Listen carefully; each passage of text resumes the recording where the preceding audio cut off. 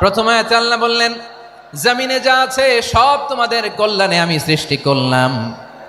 এরপরে আল্লাহ বললেন, আকাশেও যা আছে সব তোমাদের জন্য সৃষ্টি করলাম, তোমাদের অনুগত বানায় দিলাম। পড়েন সুবহানাল্লাহ। মানুষের কি ব্রেইন দেখেন, মানুষ জমিন ছেড়ে আকাশে চলে যায়। পাখি দেখে মানুষের শখ হলো, পাখি যেহেতু উঠতে পারে আমরাও পারবো। 3 নম্বর আল্লাহ তাআলা বললেন, ওয়ারাযাকনাহুম মিনাত তাইয়্যিবাত, মানুষের জন্য আমি পবিত্র রিজিকের ব্যবস্থা করেছি। জলে এবং স্থলে যত প্রাণী আছে সবগুলা প্রাণীকে রিজিক দেয় কে? আমাদেরকে রিজিক দেয় কে? সাগরের মাছগুলোকে, বড় বড় তিমি মাছগুলোরে রিজিক দেয় কে? বাতাসের মধ্যে ভেসে বেড়ানো বড় বড় পাখিগুলো, স্ক্যান্ডিনেভিয়ান কান্ট্রি থেকে লক্ষ লক্ষ কোটি কোটি পাখিগুলো যে এক দেশ থেকে আরেক দেশে ট্রান্সফার হয়, এগুলোর রিজিক দেয় কে? রব্বুল আলামিন বলেন, ওয়ামা মিন দাব্বাতিন ফিল আরদি ইল্লা আলাল্লাহি রিজকুহা ওয়া ইয়ালামু মুস্তাকাররাহা ওয়া মুস্তাওদাআহা কুল্লুম ফি কিতাবিম মুবিন। আল্লাহু আকবার। রব্বুল আলামিন বলেন, ভূপৃষ্ঠে বিচরণশীল যত প্রাণী আছে সব প্রাণীগুলোকে আমি আল্লাহ আমার নিজের কুদরতে রিজিকের বন্দোবস্ত করি। এই প্রাণীগুলো কোথায় থাকে, কোথায় যায়, সব জায়গায় আমি রিজিক পৌঁছে দেই। রিজিক কেউ দিতে পারে না, রিজিকের মালিক কে? রিজিকের মালিক তিনি আল্লাহ। এজন্য আল্লাহ তাআলা বললেন, ওয়ারাযাকনাহুম মিনাত তাইয়্যিবাত। এরপর আল্লাহ বললেন, ওয়াফাদ্দালনাহুম আলা কাসীরিম মিম্মান খালাকনা তাফদীলা।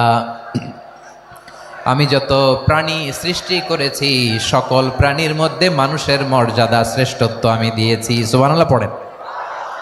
তাহলে 1 নম্বরে আল্লাহ বললেন, আমি বনি আদমের মর্যাদা বাড়ালাম। এরপরে বললেন, স্থলে এবং সমুদ্রে চলাচলের জন্য যানবাহন দিলাম। 3 নম্বরে আল্লাহ বললেন, পবিত্র রিজিকের ব্যবস্থা করে দিলাম। এরপরে আল্লাহ বললেন, যত প্রাণী আছে, সৃষ্টি আছে, সবগুলার উপরে আমি মানুষকে শ্রেষ্ঠত্ব দিলাম। সুবহানাল্লাহ। তাহলে সবচেয়ে বেশি শ্রেষ্ঠত্ব মানুষের। কার?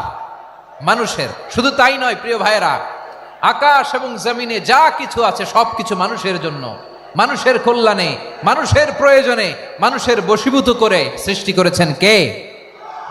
রব্বুল আলামিন বলেন, হুয়াল্লাযী খালাকা লাকুম মা ফিল আরদি জামিআ।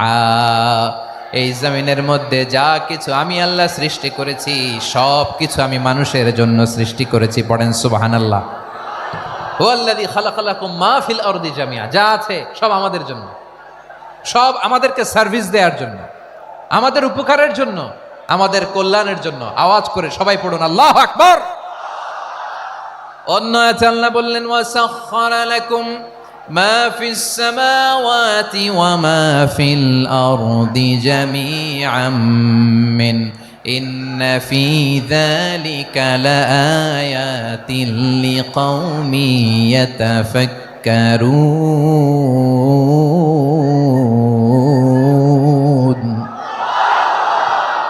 প্রথমে আল্লাহ বললেন, জমিনে যা আছে সব তোমাদের কল্যাণে আমি সৃষ্টি করলাম।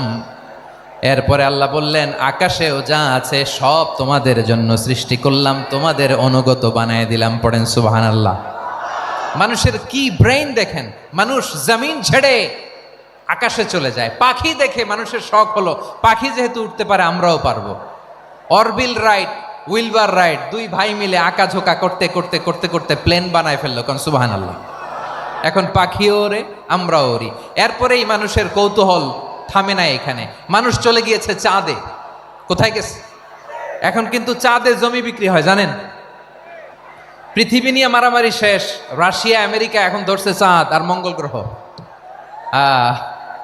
এখন চাঁদে জমি বিক্রি হয়, মঙ্গলে জমি বিক্রি হয়।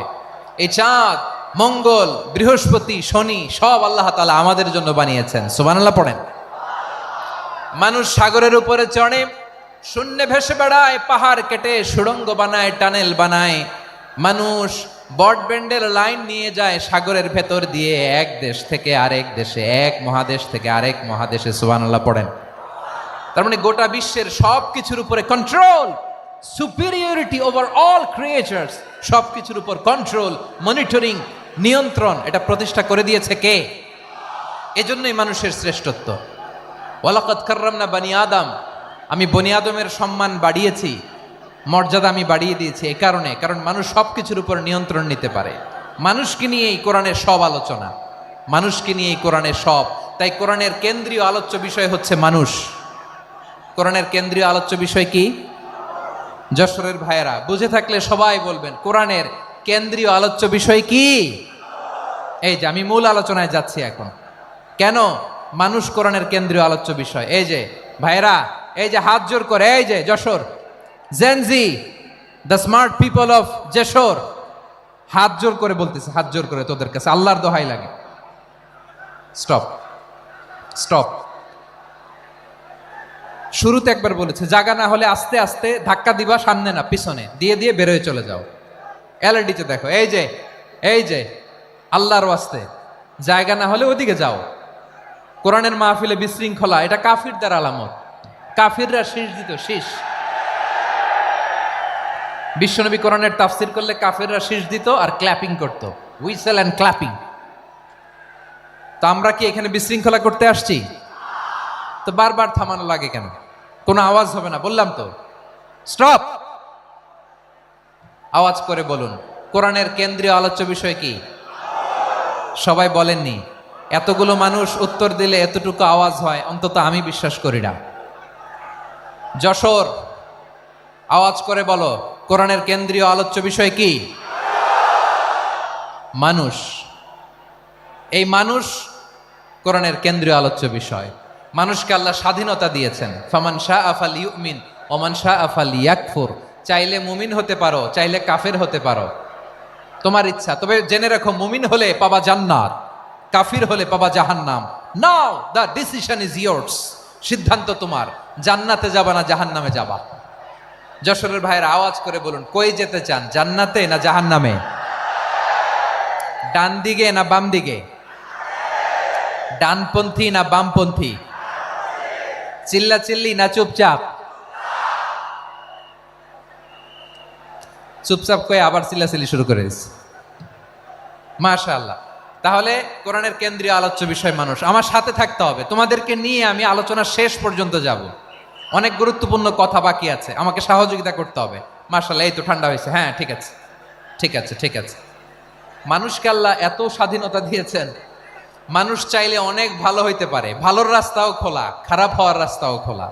ভালো হইলে মানুষ অনেক ভালো, খারাপ হইলে অনেক খারাপ। ভালো হইলে সবচেয়ে ভালো, খারাপ হইলে সবচেয়ে খারাপ।